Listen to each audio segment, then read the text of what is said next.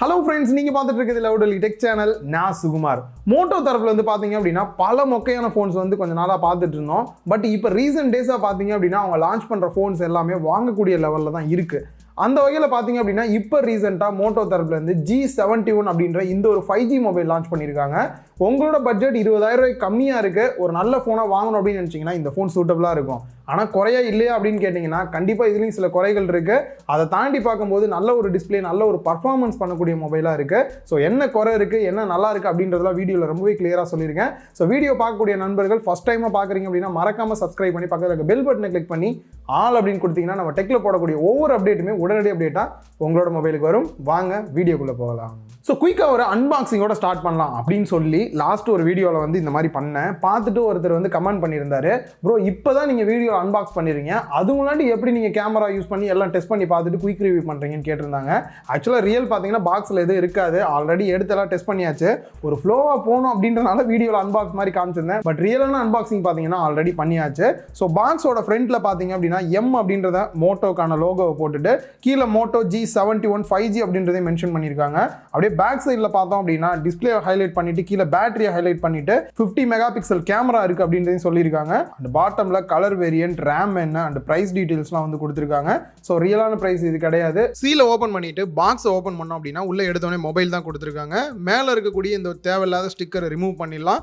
And back சைடில் பார்த்தீங்கன்னா case அவங்களே வந்து போட்டே தான் வந்து கொடுத்துருக்காங்க, நம்ம போட கஷ்டமாக இருக்கும் அப்படின்றனால. அண்ட் நெக்ஸ்ட் ஆன் பண்ணிட்டு மொபைலை சைடில் வச்சிடலாம். இப்போ ஒரு குட்டி பாக்ஸ், அதுக்குள்ள யூசர் மேனுவல், வாரண்டி கார்டுலாம் கொடுத்துருக்காங்க. அண்ட் சிம் எஜெக்டர் டூல் இதுக்குள்ளேயே வந்துடுது. அடாப்டரை பொறுத்த வரைக்கும் 33 வாட்ஸ் ஃபாஸ்ட் சார்ஜிங் அடாப்டர், எனக்கு தெரிஞ்ச மோட்டோவில் ஃபஸ்ட் டைம் அப்படின்னு நினைக்கிறேன். ஸோ இதை தாண்டி டைப் சி கேபிள் கொடுத்துருக்காங்க. கேபிளோட குவாலிட்டியை பொறுத்த வரைக்கும் ரொம்பவே நல்லா இருக்கு. மொபைலோட லுக் அண்ட் டிசைன் அப்படின்னு பார்க்கும்போது இது கிளாஸா பிளாஸ்டிக்கா அப்படின்ற ஒரு டவுட் தான் எடுத்தோன்னே வந்தது. ஏன்னா அந்த அளவுக்கு ஒரு கிளாஸ் ஃபினிஷில் வந்து பண்ணியிருக்காங்க. பட் ரியல் என்ன பார்த்தீங்கன்னா இது வந்து பிளாஸ்டிக் தான், ஒரு கிளாஸ்டிக் மெட்டீரியல் மாதிரி தான் இருக்கு. நல்லாவே வந்து க்ளோ ஆகிற மாதிரி வந்து கொடுத்துருக்காங்க. பார்க்கறதுக்கு கிரீன் கலர் சூப்பராக ரிஃப்ளெக்ட் ஆகுது அப்படின்னே சொல்லலாம். என்ன ப்ரோ கிரீன் கலர்ன்றீங்க, பார்க்கறதுக்கு ப்ளூ மாதிரி இருக்கே, கேமராவில் எதுவும் பிரச்சனையா அப்படின்னா ரியல் வந்து எனக்கும் பார்க்கறதுக்கு ப்ளூ மாதிரி தான் இருந்தது. பட் இதோட நேம் பார்த்தீங்க அப்படின்னா நெப்டியூன் கிரீன் அப்படின்றாங்க. ஒருவேளை நெப்டியூனில் இருக்கக்கூடிய கிரீன் கலர் இந்த கலரில் தான் இருக்கும் போல. பட் பார்க்கறதுக்கு ப்ளூ கலரில் ஃபீல் வந்து ரியலாகவே சூப்பராக இருக்குது மேட் ஃபினிஷில். இதே மாதிரி இன்னொரு ஆர்டிக் ப்ளூ அப்படின்ற இன்னொரு கலர் வேரியன்ட் கொடுத்துருக்காங்க. அந்த ப்ளூ என்ன கலரில் இருக்கும் அப்படின்னு தெரியல. சிங்கிள் ஹேண்டில் யூஸ் பண்ணுறதுக்கு எந்த அளவுக்கு இருக்குது அப்படின்னு பார்த்தோம்னா ஃபர்ஸ்ட் வெயிட்டை பொறுத்த வரைக்கும் 179 கிராம் வெயிட்டும் 8.49 mm திக்னஸ் வந்து கொடுத்துருக்காங்க. ஸோ வெயிட் வந்துட்டு செம கம்மி அப்படின்னே சொல்லலாம். பட் இதில் குறை அப்படின்னு பார்க்கும்போது இந்த பெசல்ஸ் வந்து பார்த்தீங்க அப்படின்னா கொஞ்சம் அதிகமாக இருக்குது. குறிப்பாக பாட்டமில் ரொம்பவே அதிகமாக இருக்குது அப்படின்னு சொல்லலாம். ஸோ இந்த ஒரு ப்ரைஸ் ரேஞ்சுக்கு இன்னும் கொஞ்சம் ப்ரீமியமான ஃபீல் கொடுக்கறதுக்கு இந்த பெசல்ஸ் இன்னும் கொஞ்சம் குறைச்சிருந்தா நல்லா இருந்திருக்கும். அதை தாண்டி பார்க்கும்போது 20:9 ஆஸ்பெக்ட் ரேஷியோ, கையில் ஹோல்டு பண்ணி யூஸ் பண்ணுறதுக்கு பெருசாக குறை சொல்கிற மாதிரி இல்லை, நல்லா தான் இருக்குது. ஃபிங்கர் பிரிண்ட் ஸ்கேனரை பொறுத்த வரைக்கும் பேக் சைடில் கொடுத்தது இதோட டிசைனிங் கெடுக்கிற மாதிரி இருக்கு. அண்ட் அது மட்டும் இல்லாமல் அமோலட் டிஸ்பிளே கொடுத்துருக்காங்க. So in display fingerprint scanner கொடுத்துருக்கலாம், இல்லை side mounted fingerprint scanner கொடுத்துருக்கலாம். அதையும் விட்டுட்டு என்னமோ 7,000-8,000 மொபைல் லான்ச் பண்ணுற மாதிரி பின்னாடி போய் ஃபிங்கர் பிரிண்ட் ஸ்கேனர் இன்னும் ஓல்டு மாடல் மாதிரி கொடுக்குறது இந்த ஃபோன் வாங்குறவங்களுக்கு அட என்னப்பா பின்னாடி இருக்கு அப்படின்னு தோன்ற அளவுக்கு வந்து இருக்கு.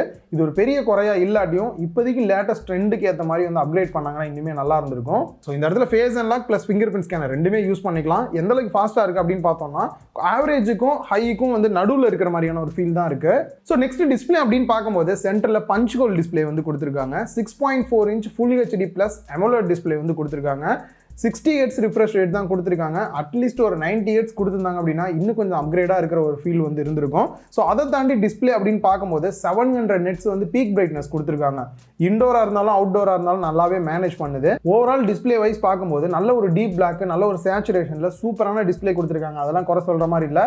பட் 90 Hz கொடுத்துருந்தா இன்னும் சூப்பராக இருக்கிற ஒரு ஃபீல் கொடுத்துருக்கும். சிம் ட்ரேவை பொறுத்த வரைக்கும் லெஃப்ட் சைடில் கொடுத்துருக்காங்க. ஹைப்ரிட் சிம் ஸ்லாட் கொடுப்பாங்கன்னு எதிர்பார்த்தேன், அதுவும் கொடுக்கல. வெறும் டியூவல் சிம் ஸ்லாட் தான் வந்து கொடுத்துருக்காங்க. ஸோ இதில் 2 சிம் கார்டு மட்டும் தான் போட முடியும், SD கார்டு எதுவும் போட முடியாது.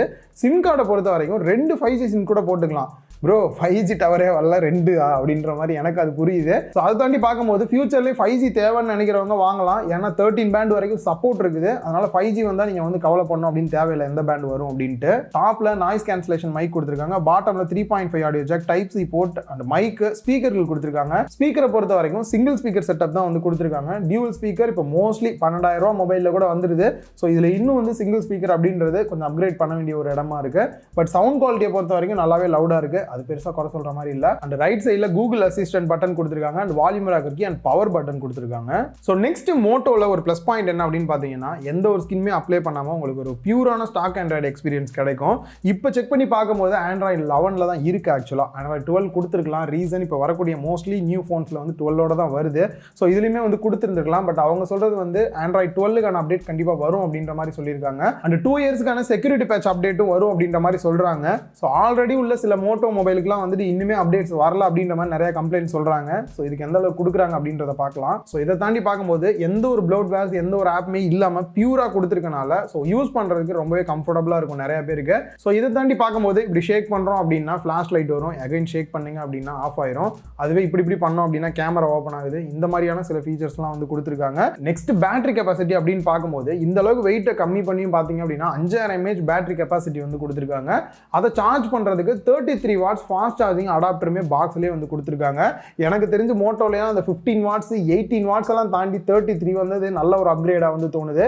ஸோ இதனால ஃபாஸ்ட் சார்ஜிங் எந்த அளவுக்கு இருக்குது அப்படின்றத லைவாகவே டெஸ்ட் பண்ணி பார்த்தேன். சார்ஜிங் டெஸ்ட்டோட ரிசல்ட்டை பொறுத்த வரைக்கும் இவங்க கொடுத்த அடாப்டர் யூஸ் பண்ணி தான் டெஸ்ட் பண்ணியிருக்கோம். 0 to 10% சார்ஜ் ஆகிறதுக்கு 6.5 நிமிஷம் ஆகுது. அதுவே 50% சார்ஜ் ஆகிறதுக்கு 30 நிமிஷம் கரெக்டாக எடுத்துக்குது. 80%க்கு 53 நிமிஷம் டைம் எடுத்துக்குது. அதுவே 90% பார்த்தீங்கன்னா 1 மணி நேரத்தில் வந்து சார்ஜ் ஆகிருது. நெக்ஸ்ட் 90லேருந்து 100% ஆகிறதுக்கு 22 நிமிஷம் டைம் எடுத்து டோட்டலாக 1 மணி நேரம் 22 நிமிஷம் வந்துட்டு ஃபுல் சார்ஜ் ஆகிறதுக்கு டைம் எடுத்துக்குது. இதை தாண்டி பேட்டரி லைஃப் எந்த அளவுக்கு இருக்குது அப்படின்னு பார்த்தோம்னா, நீங்கள் நல்லாவே யூஸ் பண்ணாலும் 1.5 நாள் வரும். நார்மல் யூஸ் பண்ணுறவங்களுக்கு 2 நாள் கூட பேட்டரி லைஃப் நல்லாவே நிற்கும். கேமரா செட்டப் அப்படின்னு வரும்போது ஃப்ரண்ட்ல செல்ஃபிக்கு 16 mega pixel camera, aperture value 2.2ஓட கொடுத்துருக்காங்க. நல்ல ஒரு லைட்டிங் கண்டிஷனில் ஃபோட்டோஸ் எல்லாமே ரொம்ப நல்லா தான் வருது. நல்ல ஒரு ஷார்ப்பான இமேஜும் கிடைக்குது. போர்ட்ரேட் ஃபோட்டோஸ் எடுத்தீங்க அப்படின்னா கூட ரொம்பவே நல்லா வந்து பிளர் எஃபெக்ட் வந்து கிடைக்குது. கேமரா செட்டப்பை பொறுத்த வரைக்கும் ட்ரிபிள் கேமரா செட்டப் கொடுத்துருக்காங்க. 50 mega pixel, aperture value 1.8 main camera. So ஒரு சில ஃபோட்டோ சாம்பிள்ஸ் பார்க்கலாம். அண்ட் அதே மாதிரி 8 மெகா பிக்சலுக்கு அல்ட்ரா வைட் ஆங்கிள் கேமரா கொடுத்துருக்காங்க. ஸோ மெயினோட கம்பேர் பண்ணி பார்க்கும்போது எந்த அளவுக்கு இருக்குது அப்படின்றது தெரியும். அண்ட் நெக்ஸ்ட் 2 மெகா பிக்சலுக்கு மேக்ரோ கேமரா ஒன்று வந்து கொடுத்துருக்காங்க. ஸோ இந்த கேமராலாம் தவிர்த்தரலாம், சரி ஓகே கணக்குக்கு வந்து கொடுத்துருக்காங்க. அண்ட் வீடியோஸ் அப்படின்னு வரும்போது ஃப்ரண்ட் கேமராவை யூஸ் பண்ணி 1080 30 fps உங்களால் எடுக்க முடியும். அதுவே பேக் சைட் கேமரா செட்டப் அப்படின்னு பார்க்கும்போது 1080 பிக்சல் 60 fps வரைக்கும் மேக்ஸிமம் உங்களால் எடுக்க முடியும். நெக்ஸ்ட் மொபைல் யூஸ் பண்ணுறதுக்கு பர்ஃபார்மன்ஸ்லாம் எந்த அளவுக்கு இருக்குது அப்படின்னு பார்க்கும்போது மோட்டோவில் மோஸ்ட்லி பார்த்தீங்க அப்படின்னா மொக்கையான ப்ராசர்லாம் போட்டுட்டு இருந்தாங்க. ஸோ இப்போ வரக்கூடிய மொபைல்ஸ்ல நல்ல ஒரு ப்ராசர் கொடுக்குறாங்க. அந்த வகையில் பார்த்தோம் அப்படின்னா குவால்காமோட ஸ்னாப்டிராகன் 695 ப்ராசர் யூஸ் பண்ணியிருக்காங்க. அதுவும் 6 நானோமீட்டரில் பில்ட் பண்ணது. அது மீடியா டெக்கில் பார்த்தோம் அப்படின்னா அவங்களோட டைமென்சிட்டி ப்ராசரே வந்து 6 நானோமீட்டரில் பில்ட் பண்ணதான் தான் இருக்கும். ஸோ ஈக்குவலண்ட்டாக பார்க்கும்போது இவங்களோட குவால்காமோட ஸ்னாப்டிராகன் 765க்கு ஈக்குவலாக ஒரு அளவுக்கு வர்ற அளவுக்கு இந்த ப்ராசர் வந்து இருக்கு. ஸோ 600 சீரிஸை விட 700 தான் பெருசாக இருக்கிற மாதிரி இருக்கும். பட் இது வந்து பார்த்தீங்க அப்படின்னா ஒரு 5G ப்ராசர், அதை விட கொஞ்சம் அதிகமான பர்ஃபார்மன்ஸ் கொடுக்குற மாதிரி தான் கொடுத்துருக்காங்க. ப்ளஸ் அதே மாதிரி மீடியா டெக்கில் டைமென்சிட்டி 900 ப்ராசஸருக்கு ஈக்குவலாக இருக்கக்கூடிய இந்த ஒரு ப்ராசராக இருக்கு. அண்ட் மற்ற பிராண்ட்ஸில் விர்ச்சுவல் ரேம் கொடுக்குற மாதிரியே இதுலையுமே ஆப்ஷன் கொடுத்துருக்காங்க. 6GB ரேமுக்கு 1.5GB வரைக்கும் நீங்கள் ஸ்டோரேஜ்லேருந்து எடுத்து போட்டு கொஞ்சம் பூஸ்ட் பண்ணுற மாதிரி வந்து பண்ணிக்க முடியும். Overall performance wise game play பண்ணும்போது மல்டி டாஸ்கிங் பண்ணாலுமே எந்த ஒரு லேக் இல்லாமல் நல்ல ஒரு பர்ஃபார்மன்ஸ் தான் கொடுக்குது. ஸோ நெக்ஸ்ட் இந்த மொபைல் வாங்கணும்னு நினைக்கிறவங்களுக்கு கூட இன்னும் நிறைய இருக்குன்றீங்க இல்லைன்றீங்க ஃபைனலாக சொல்லுங்க அப்படின்னா என்ன குறை இருக்குது என்ன நல்லா இருக்குது ப்ரைஸை வந்து பார்த்துடலாம். இதில் அட்வான்டேஜ் அப்படின்னு பார்க்கும்போது எனக்கு தெரிஞ்சு டிஸ்பிளே ரொம்பவே வந்து சூப்பரான ஒரு டிஸ்பிளே. டிசைன் வைஸ் பார்க்கும்போது ரொம்ப நல்லா இருக்கு. பேட்டரி லைஃபும் சரி ஃபாஸ்ட் சார்ஜிங் சப்போர்ட்டோட கொடுத்ததும் நல்ல ஒரு ப்ளஸ் பாயிண்டாக இருக்கு. முக்கியமானது பர்ஃபார்மன்ஸ் வைஸும் ரொம்பவே ஒரு சூப்பரான டிவைஸ் அப்படின்னு சொல்லலாம். கூட 5G பேண்ட் 13 பேண்ட் வந்து கொடுத்ததும் நல்ல ஒரு ப்ளஸ் பாயிண்டாக இருக்கு. இதுக்கு குறிப்பாக எனக்கு ப்ளோட்வேர்ஸோ இல்லை தேவையில்லாத ஆட்ஸ் எல்லாம் வராத ஒரு ஃபோன் வேணும், ஒரு பியூரான ஸ்டாக் ஆண்ட்ராய்டு எக்ஸ்பீரியன்ஸ் வேணும் அப்படின்னாலுமே இந்த ஃபோன் சூட்டபிளாக இருக்கும். இதில் குறை அப்படின்னு பார்க்கும்போது பேக் சைடில் ஃபிங்கர் பிரிண்ட் ஸ்கேனர் கொடுத்துருக்காங்க. 4Kல நம்மளால வீடியோஸ் வந்து ஷூட் பண்ண முடியாது. ஸ்டீரியோ ஸ்பீக்கர் செட்டப் கொடுக்காம இருக்காங்க. SD கார்டு ஸ்லாட் வந்துட்டு நம்மளால வந்து எக்ஸ்ட்ரா SD கார்டு வந்து போட முடியாது. ஹைபிரிட் சிம் ஸ்லாட்டும் கொடுக்காம விட்டது ஒரு சின்ன குறையா தோணுது. நெக்ஸ்ட் ரிஃப்ரெஷ் ரேட் வந்து 60 Hz தான் வந்து கொடுத்துருக்காங்க. ஒரு 90 Hz கொடுத்துருந்தாங்க அப்படின்னா இன்னுமே நல்ல ஒரு ஸ்மூத்தான ஃபீல் வந்து கொடுத்துருக்கும். ஸோ பிரிச்சு சொன்ன உடனே உங்களுக்கு ரொம்ப கிளியரா புரிஞ்சிருக்கும் அப்படின்னு நினைக்கிறேன். என்னை பொறுத்த வரைக்கும் குறை அப்படின்னு பார்க்கும்போது எல்லாம் கொஞ்சம் நார்மலான குறை தான். நார்மல் யூஸரை பெரிய லெவலில் பாதிக்கிற அளவில் இல்லை. ஓவராலாக இதோட ப்ரைஸ் அப்படின்னு பார்க்கும்போது 6GB RAM 128GB இன்டர்னல் ஸ்டோரேஜோட 19,000 ரூபா ப்ரைஸ் பண்ணியிருக்காங்க. இந்த ப்ரைஸுக்கு ஒரு ஓகேவான மோட்டோ டிவைஸ் அப்படின்னு சொல்லலாம். ஸோ இந்த வீடியோ இந்த மொபைல் வாங்கணும்னு நினைக்கிறவங்களுக்கு ரொம்பவே ஹெல்ப்ஃபுல்லாக இருந்திருக்கும் அப்படின்னு நினைக்கிறேன். உங்களுக்கு இருக்கக்கூடிய டவுட்ஸாக இருக்கட்டும் இல்லை உங்களோட இந்த மொபைலை பற்றின கருத்தாக இருக்கட்டும் கீழே கமெண்ட் பாக்ஸில் மறக்காமல் கமெண்ட் பண்ணுங்கள். இன்னொரு வீடியோவில் மீட் பண்ணலாம். பாய்.